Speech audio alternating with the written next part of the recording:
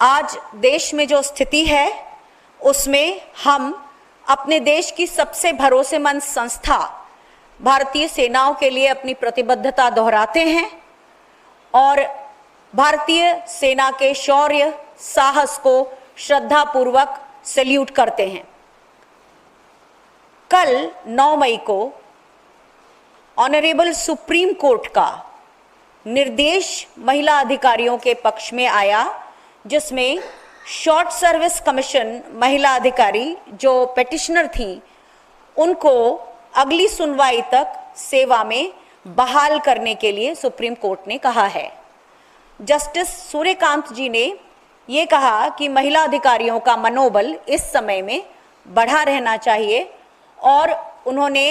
ये भी कहा कि महिला अधिकारी प्रतिभाशाली हैं। केंद्र सरकार की तरफ से ये कहा गया था कि हर वर्ष केवल 250 शॉर्ट सर्विस कमीशन अधिकारियों को ही परमानेंट कमीशन दिया जा सकता है, 600 के 700 के लगभग जो होते हैं उसमें से, और सेनाओं में अधिकारियों का युवा काडर होना बहुत जरूरी है। इस पर सुप्रीम कोर्ट ने ये कहा कि जो अनुभवी महिला अधिकारी हैं वे भी युवा सैनिकों का मार्गदर्शन और मानसिक संबल बनाने के लिए बहुत आवश्यक हैं। ये फैसला ऐसे समय में आया है जब हम पिछले 3 दिनों से महिला अधिकारियों को बहुत संयत, बहुत सधे हुए तरीके से और बहुत गरिमा के साथ अपने देश का पक्ष रखते हुए देख रहे हैं। माननीय सुप्रीम कोर्ट का ये फैसला महिला अधिकारियों के लिए उम्मीद की किरण है और ये permanent commission Babita Punia versus government of India case के कारण संभव हो सका। मैं खुद इस केस की एक बेनिफिशियरी रही हूं। जब 1992 में कांग्रेस की सरकार ने पहली बार महिला अधिकारियों की एंट्री शुरू की थी, तब वायुसेना ने रक्षा मंत्रालय के तरफ से एक सर्कुलर 25 नवंबर 1991 को जारी किया था, जिसमें यह कहा गया था कि एक पायलट प्रोजेक्ट के रूप में, यानी कि 5 वर्षों के लिए प्रयोग के तौर पे महिला अधिकारियों को लिया जाएगा और अगर वो सफल होता है प्रयोग तो आने वाले 6 सालों के लिए उन्हें एक्सटेंशन दिया जाएगा और 11 वर्षों के बाद महिला अधिकारियों से पूछा जाएगा कि क्या वे पेंशनेबल सर्विस ज्वाइन करना चाहती हैं। 1999 से 2004 के बीच में जब बाकी सरकारी नौकरियों में ओपीएस खत्म हुआ, उसी समय महिला अधिकारियों का ये जो पेंशन के लिए विकल्प देने की बात थी वो भी खत्म हुआ। आगे चलकर 2007 में विंग कमांडर अनुपमा जोशी और स्क्वाड्रन लीडर रुखसाना हक ने पहले ये केस कोर्ट में दायर किया और उसके बाद थल सेना की भी महिला अधिकारियों ने इस केस को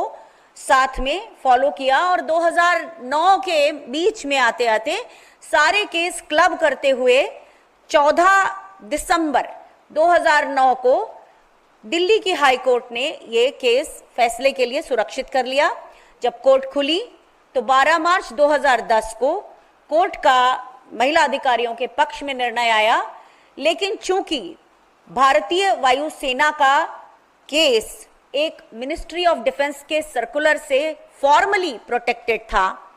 इसलिए उनका केस ज्यादा मजबूत था। इस दौरान हम करीब 15 महिला अधिकारी 23 मार्च 2010 को राहुल गांधी जी से अपनी वकील सुश्री रेखा पल्ली जी के साथ मिले और उन्होंने हमें आश्वासन दिया कि केस के मेरिट पर वो हमारा केस जरूर रक्षा मंत्रालय के सामने रखेंगे। चूंकि भारतीय वायुसेना की महिला अधिकारियों के केस के ऊपर एक पॉलिसी लेटर इशू हुआ था, तो मेरे जैसी 23 महिला अधिकारियों को तभी परमानेंट कमीशन मिल गया था, लेकिन सेना में इस तरह का कोई पॉलिसी लेटर नहीं निकला था। तो Babita Punia versus government of India case की बाकी महिला अधिकारियों को सुप्रीम कोर्ट में अपनी लड़ाई आगे के 10 सालों तक लड़ना पड़ी। नौसेना की महिला अधिकारियों ने काफी बाद में जाकर कोर्ट में अपनी परमानेंट कमीशन की लड़ाई लड़ी। तो सेना की महिला अधिकारियों में, जिनमें हमारी कर्नल सोफिया कुरैशी भी शामिल हैं, इनको 2020 के निर्णय से पेंशनेबल सर्विस मिली और नौसेना के अधिकारियों को उसके अगले साल।